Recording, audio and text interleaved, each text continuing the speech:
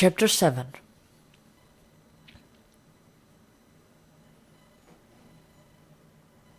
Bess watched Ryan hurry around the room, picking up Max left on the table and sorting out the mess of the kitchen. Coffee beans were spilled over the counter along with the splashes of water, and a used spoon laid idly. Bess raised his eyebrows, which didn't really change his facial expression thanks to the lack of color in them, but after years of being friends, Ryan knew what he was doing. But he ignored it. Bess knew that something had happened. But what? The older man watched his younger friend put the cups in the sink and began to quickly wash them with controlled vigor. What happened? Bess asked, already knowing the answer he would get. Ryan shook his head. Don't worry about it. Would you like a hot drink? The pink-haired man accepted and sat down on the sofa. He turned on the morning news on the TV just as the adverts had ended. The female news reporter, who was clearly fed up with the male news reporter sitting beside her, began to speak. The time is 7:02 and you are watching Good Morning Britain with Susanna Reid and Piers Morgan. Thank you for spending your morning with us. The headlines this morning come from America, with an increased rate of cases of mental health disorders being developed in young people across the states. Figures released by Mental Healthcare America has shown a shocking rise of depression and anxiety between people in the 12 to 18 age bracket, along with the 18 to 24 age bracket. A significant rise has also been seen in other age brackets as well. This new information has reignited a debate about the effect of online activities on mental health. We will come back to that story later, but for now, here is the weather with Charlotte Harkins. Morning, lads. Reese said groggily as he stepped out of his room, heading straight to the downstairs bathroom. There was the sound of a flash, and he came out a few minutes later with a straighter hair. What was going on this morning? He asked no one in particular. It woke me up. Sorry, Reese. Louis and I were talking. Oh no, the talking was fine. I was talking about a massive bank. It's fine, don't worry. Where's Louis then? He's gone to shower. Is Will still asleep? Think so, Ryan replied, pouring what was left of the kettle into 2 clean cups. You want a coffee or something? He asked. The Scotsman nodded, holding in a yawn. The 3 of them spoke quietly for a little bit, watched the news and drank their drinks. Ryan was remarkably quiet. After 20 minutes, Reese and Bess went back to their rooms to get dressed for the day. Will came down soon after they left. It was clear that he wasn't a morning person, ranting at every question that was asked. He made himself a coffee, clearly irritated that he had to get a new water, and sat down next to Ryan. Neither of them spoke. Bess came out of his room with navy shorts, a grey t-shirt and a green socks. He also had his hoodie from yesterday in one of his hands, and he threw it over the arm of a chair. Reese had light blue trousers from yesterday, a black long-sleeved t-shirt with red patterns on the arm, and white socks. They agreed that Will got the same response as Ryan did, and sat back down to finish their drinks. It was 7:50 when Louis came back down. He was wearing practically the same thing as he had yesterday. Black jeans and dark shirt with grey socks. Morning, guys, he said enthusiastically. Ryan stared. Morning, mate, Bess replied. The others echoed him. How are you feeling today? Will asked, speaking properly for the first time this morning. Much better, mate. An early night did actually help. Ryan stared. People shuffled awkwardly, not sure how to praise their next question. So, what do you feel like doing today? As obviously, if you still want a little time to recover, we can... I was thinking first we could go and get breakfast. Please interrupt. And then, if it's okay with you guys, we could go and try the mini-golf they have here. You know, have a quiet day. Their younger friend looked up. Sounds good to me, the Scotsman replied with a big smile. I mean, if you guys want to go on the roller coasters today, I'd be happy to come. I just might not be able to. No, it's fine. A quiet day sounds good, to be honest, the musician stated. Make sure you don't push yourself, though, okay? Okay, Liz agreed.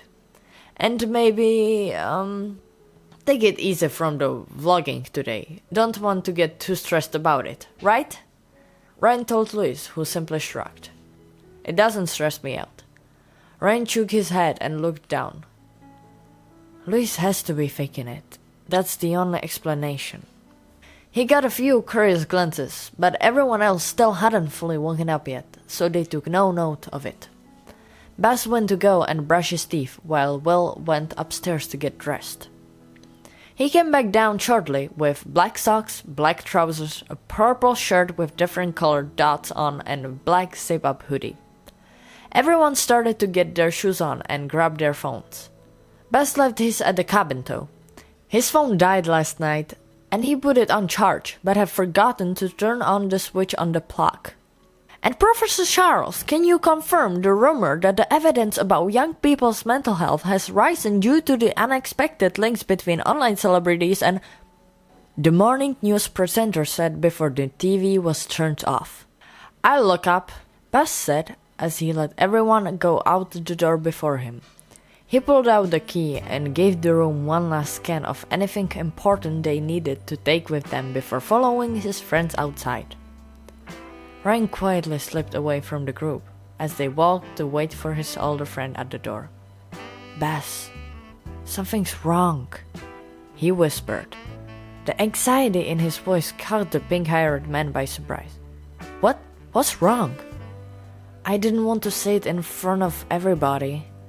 Hold on, just in case he flipped out about it, but what are we talking about? Ryan licked the inside of his mouth and ran his hands through his hair. He was nervous. Hey, are you guys coming? Luis called to them. Ryan swore quietly. Yeah, we just dropped the key. He lied.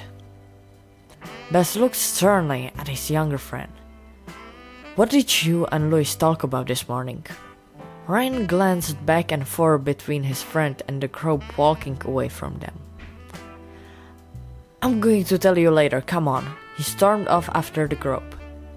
Mate, you can't just say that and leave it there. Baz whispered loudly, trying to be discreet as he rushed after his younger friend. Don't make a point of it, Ryan said slowly. Does anyone know what the breakfast is like here?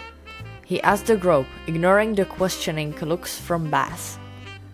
I mean, it was a long time ago since I came here, so I can't really remember, Will said, looking at his phone. I'm sure it was pretty good though, like Premier Inn, but way more options. After a 20-minute walk in the warm morning light, the group came to the Alton Towers Hotel, where they would be having breakfast. Luis began to record as soon as he stepped into the hotel. The foyer was extremely impressive, with a massive statue of... well... it was a mix of loads of things. You could see a globe, cocks, pipes, clocks.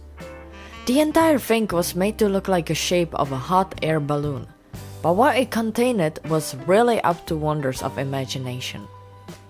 They made their way through the building, until they finally came to the restaurant area. Because they were staying in the Enchanted Village area and not in the hotel itself, they had to wait a couple of minutes for a table to become available. But it wasn't a worry. Reese stayed at the table with everyone's belongings while the others walked around to take in all of the sights and smells of the breakfast buffet. There was the cereal section where you could pick from cornflakes, granola, chocolate cereal, and tons of others. That was directly next to the drinks, apple juice, orange juice, water. A hot drinks dispenser stood beside it. There was the continent section where you could get heaps of fruit and yogurt, along with cheese and biscuits for some reason. There was the bakery area with a massive industrial toaster machine. You could get crumpets, normal toast, croissants, muffins, and a lot of other breakfast pastries. The hot section had everything you would put in a standard English breakfast. Sausages, bacon, beans, mushrooms, tomatoes, hash browns, all of that good, hearty stuff. And there was also the fresh area. Here, you could order omelets and pancakes, cooked to your style.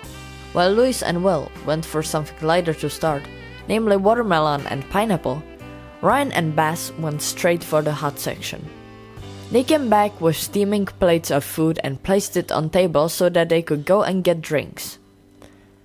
Both of them had orange juice. Baz hinted at their previous conversation whenever no one else was around, but Ryan dismissed it. Reese went up to get his breakfast once there were other people to watch the table. Eventually, they were all tucking into their meals and questioning why the Scotsman actually liked black pudding. Ryan kept giving their youngest friend quick glances through the meal, which were not returned. Louis managed to eat his plate of fruit and forced himself to go and have something else, so he went and got a small plate of hot food. Ryan shoveled down what was left on his plate and announced he was just going to go and get something else. He made his way over to his younger friend, who was currently in the queue for the hot food, and stood beside him. "What are you planning on getting?" he asked in a hushed tone. Louis looked at him and smiled awkwardly. "This is about the morning, isn't it?" Ryan said nothing. "I saw you looking at me through breakfast, Ryan. It was pretty obvious." "I just want to know what's going on. You don't seem like yourself." "When did you first notice it?" Louis asked, agreeing with Ryan. It made his older friend hesitate. He was expecting an argument. "On the water ride yesterday." Louis nodded. "Look, mate, I'm sorry if I've scared you or anything. I don't really want to talk about it, but I've been having a really bad night recently. I haven't felt the best for a while now." Ryan gave Louis a sympathetic look. "Why didn't you tell anyone?" "I didn't want anyone to worry about me." "You can't think like that though, mate. We're all here if you need to talk."